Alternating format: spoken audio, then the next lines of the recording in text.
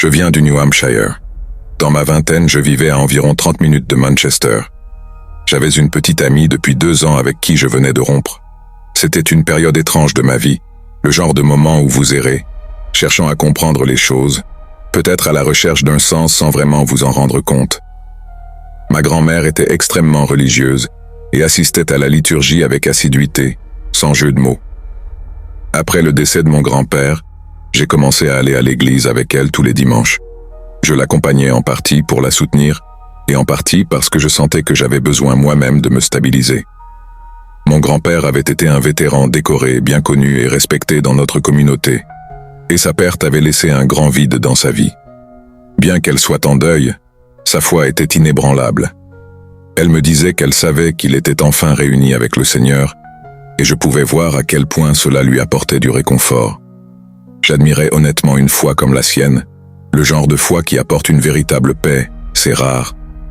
Je pense que c'est quelque chose que les gens cherchent toute leur vie, même s'ils ne peuvent pas toujours le formuler.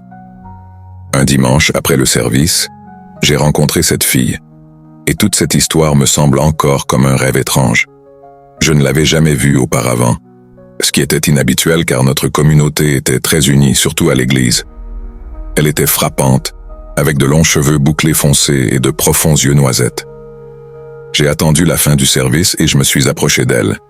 Une partie de moi était simplement attirée par elle, mais il y avait aussi une autre partie de moi qui était simplement curieuse de voir quelqu'un de nouveau là-bas, surtout quelqu'un de mon âge. Nous avons commencé à parler et l'étincelle était définitivement là. Je suis sûr que tout le monde sait de quoi je parle. Lorsque vous rencontrez quelqu'un et que vous ressentez immédiatement une connexion. Son nom était Kaylee et elle avait un charme mystérieux et tranquille qui m'attirait. J'ai essayé de lui poser des questions précises sur son passé, comme sa famille et sa vie à la maison, mais elle plaisantait et me disait que je devrais l'inviter à sortir pour obtenir ses réponses. J'ai vraiment apprécié la plaisanterie. Après un peu de taquinerie, elle m'a dit que sa famille avait récemment déménagé dans la région et qu'elle allait à l'université à proximité, ce qui expliquait pourquoi je ne l'avais jamais vue avant. D'ici la fin de notre conversation, j'avais réussi à obtenir son numéro et je me sentais assez euphorique d'avoir rencontré quelqu'un de nouveau. Au cours de la semaine suivante, nous avons beaucoup texté et échangé sur les réseaux sociaux. Je me souviens avoir parcouru son Instagram à un moment donné, surpris qu'elle n'ait pas beaucoup d'abonnés. Je préférais cela cependant. La dernière chose que quelqu'un veut, c'est tomber amoureux de quelqu'un que le monde entier connaît. Nous avons parlé de beaucoup de choses et elle a finalement ouvert plus sur sa famille. Je ne veux pas en dire trop, mais sa situation n'était pas géniale. Son beau-père était un alcoolique désagréable qui maltraitait souvent à la fois elle et sa mère. Son père biologique était bien pire, bien qu'elle ne me donne pas de détails spécifiques. Mais apparemment, ils avaient dû déménager pour lui échapper. Elle avait changé d'école et tout, laissant derrière elle tous ses amis et tout ce qu'elle connaissait. Je ne voulais pas dépasser les bornes et lui demander des détails sur son père. J'étais juste content qu'elle s'ouvre à moi autant. J'aimais le mystère calculé, mais c'était agréable de la connaître à un niveau plus personnel.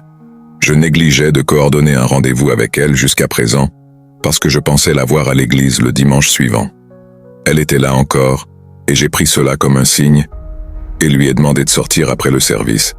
Elle n'a pas hésité, elle a juste souri et a dit oui, et nous avons prévu de nous rencontrer plus tard dans la semaine.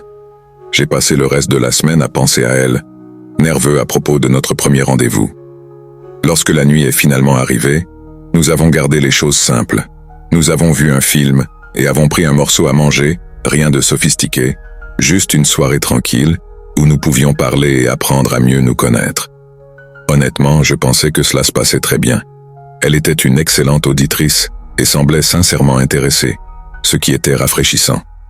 Je ne voulais pas que la nuit se termine encore, alors après le dîner, j'ai suggéré d'aller faire un petit tour en voiture, pensant que cela nous donnerait une chance de continuer à parler sans le bruit d'un restaurant autour de nous.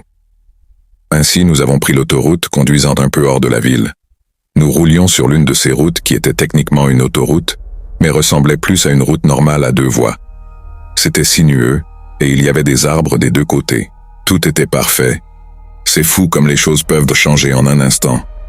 Ce que je m'apprête à vous décrire est quelque chose que je ne pourrai jamais oublier. Soudain, elle a commencé à parler, mais ce n'était pas en anglais. Ces mots étaient rapides, marmonnés et sonnaient comme du français ou quelque chose d'approchant. Au début, j'ai pensé qu'elle plaisantait peut-être ou qu'elle me testait, mais ensuite, j'ai remarqué ses yeux. Ils se sont révulsés, ne laissant voir que le blanc. J'ai donné un coup de volant et j'ai presque heurté la barrière. Mon cœur a commencé à battre la chamade car elle semblait être dans une sorte de transe ou avoir une crise. Je me suis ressaisi et me suis arrêté sur l'accotement essayant de rester calme. À ce moment-là, je paniquais intérieurement. J'ai fouillé mon téléphone et appelé une ambulance, ne sachant pas quoi dire d'autre que je pensais qu'elle avait une crise. Pendant que j'attendais, je continuais à vérifier son état, ne sachant pas si elle savait même où elle était. Elle parlait encore et sa tête semblait vibrer. Je ne savais pas quoi faire. Je ne voulais pas la toucher, mais je sentais que je devais faire quelque chose. Je n'avais jamais eu aussi peur de toute ma vie. Puis, aussi soudainement que cela avait commencé, cela s'est arrêté. Elle a tourné la tête pour me regarder et a fermé la bouche. Elle a cligné des yeux, ses yeux redevenant normaux, et elle m'a donné cette expression sauvage et écarquillée que je n'oublierai jamais aussi longtemps que je vivrai. Avant que je puisse dire un mot, elle a ouvert la portière de la voiture et a littéralement sprinté à toute vitesse dans les bois. Je le répète, elle a littéralement couru dans les bois. J'essayais de donner un sens à ce qui venait de se passer, mais je ne pouvais tout simplement pas bouger. Ma tête tournait et je suis presque sûr que mes mains tremblaient encore. J'ai attendu dans cette position jusqu'à ce que les policiers et les ambulanciers arrivent. Je leur ai tout raconté, même si cela sonnait fou. Chaque détail sur l'apparence de ses yeux et comment elle s'était enfuie. Ils ont hoché la tête et ont pris ma déclaration, m'assurant qu'ils feraient de leur mieux pour la trouver. Je devais avoir l'air fou, mais ils m'ont pris assez au sérieux. Après cette nuit, elle avait disparu. Je ne l'ai jamais revue après cela. Elle n'est jamais réapparue à l'église. Son compte Instagram avait été supprimé et elle avait apparemment bloqué mon numéro. Plus étrange encore, j'ai demandé à un ami de lui envoyer un message et il s'est avéré que son numéro avait été désactivé. Aucune recherche sur Internet n'a rien donné et j'ai même demandé à des gens de l'église si quelqu'un la connaissait, mais personne ne semblait la connaître. Je ne sais pas ce qui lui est arrivé et je ne suis pas sûr de vouloir le savoir. Je ne vis plus là-bas et mon souvenir de chez moi est désormais teinté par cet incident.